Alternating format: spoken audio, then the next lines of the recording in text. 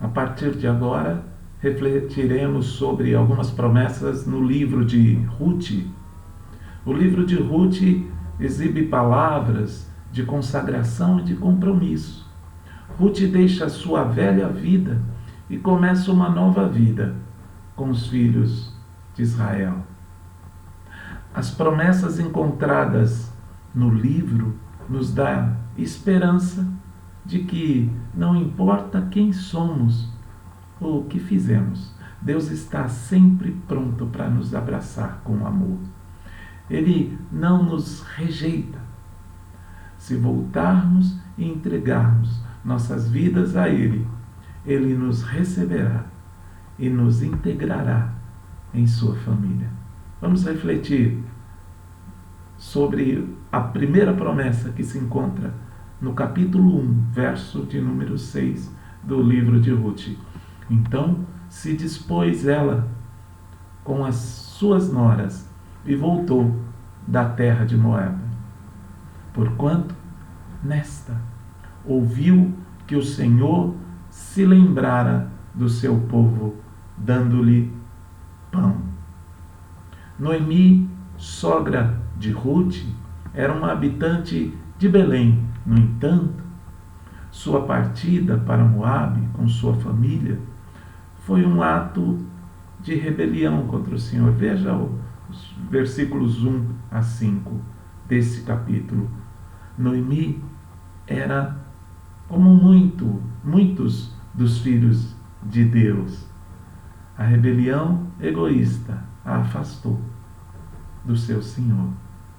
Mas Deus não deixa seus filhos errantes sozinhos. Ele os busca. Às vezes, como no caso de Noemi, o desastre pessoal foi um método empregado por Deus. A tristeza pela perda, muitas vezes, desperta o desejo de retorno à caminhada espiritual mais uma vez. Isso me intriga, porque foi a perda que Noemi sofreu que a levou de volta ao povo de Deus. Sua perda não fora punitiva, antes fora corretiva. Seu objetivo era colocá-la de volta nos trilhos, de volta a Belém, a casa do pão, de volta a Judá, o lugar de louvor. Na sua vida e na minha, quando a perda não é para a punição, mas sim para a correção. No entanto, esse não parecia ser o caso no princípio para Noemi. Talvez sua amargura fosse muito grande. No entanto, seus antigos desejos por Deus foram despertados quando ela ouviu sobre a bênção de Deus em sua terra natal. Para uma viúva que enfrentava a perspectiva da fome em uma terra estrangeira, isso era o suficiente. Então ela decidiu voltar para casa, para seu povo, voltar para o seu Deus. Deus visitara seu povo fiel em Belém. Porém Noemi, sua filha, desobediente, não estava lá. Antes estava em Moabe. É sempre assim. Aqueles que esperam em Belém foram abençoados. Aqueles que esperaram em Belém foram abençoados. Aqueles que esperam no Senhor renovarão as suas forças, diz Isaías 40:31. Noemi ouviu a notícia de que a fome havia acabado em Belém, e quando ela ouviu as boas novas, ela decidiu voltar para casa. Sempre haverá pão suficiente e de sobra quando estivermos no centro da vontade de Deus. Sempre haverá pão espiritual. Quão triste é quando as pessoas apenas ouvem sobre a bênção de Deus, mas nunca a experimentam, porque não estão disponíveis a voltar ao lugar onde Deus quer abençoá-los.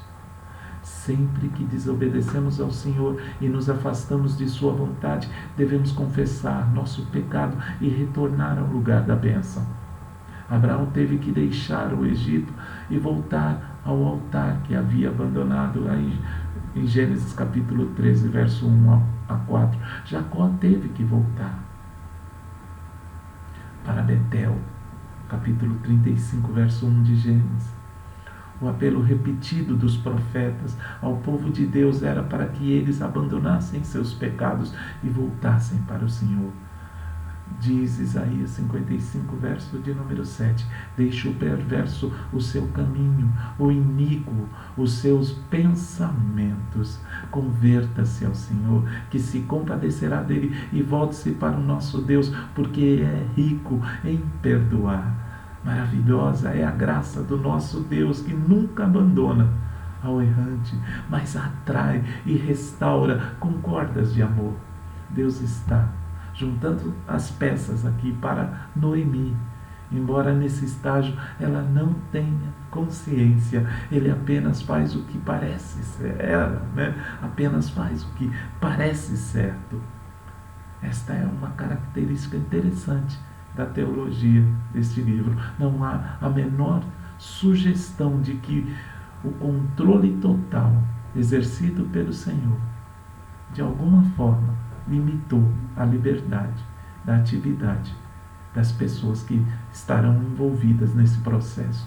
Mas à medida que o livro avança, vemos a forma como Deus de fato opera através de sua providência. Quanto mais a história parece esconder a mão de Deus, mais afirma a sua total soberania. Ele está real e ativamente presente a cada momento, embora oculto.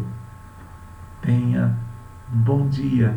Deus está aí ao teu lado, mesmo que você não veja.